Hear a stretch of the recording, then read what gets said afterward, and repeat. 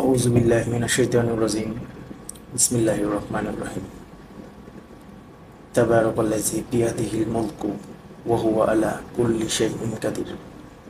অর্থাৎ বরকতময় তিনি, যার হাতে সার্বভৌম কর্তৃত্ব, আর তিনি সব কিছুর উপরই ক্ষমতাবান। সূরা মুলক আয়াত 1। কুরআনের ৬৭তম সূরার ফজিলত শুনলে আপনি নিজেও অবাক হয়ে যাবেন। ধরুন আপনি মারা গেলেন, আপনার কবরের আযাব হঠাৎ করে বন্ধ হয়ে গেল।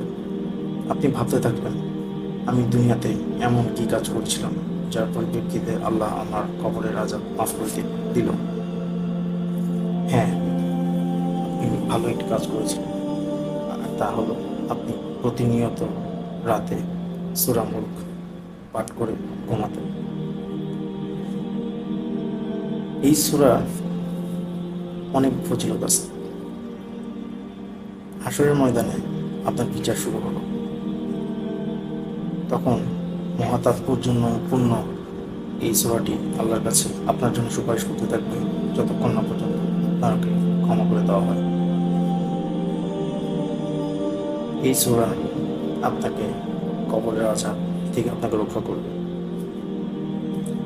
সুতরাং আমরা সকলে চেষ্টা করব এই সূরাটি তেলাওয়াত করতে প্রতিদিন রাতে, এবং এর মাধ্যমে আমরা আল্লাহর সান্নিধ্যে আরও কাছাকাছি চলে যেতে পারব ইনশাআল্লাহ।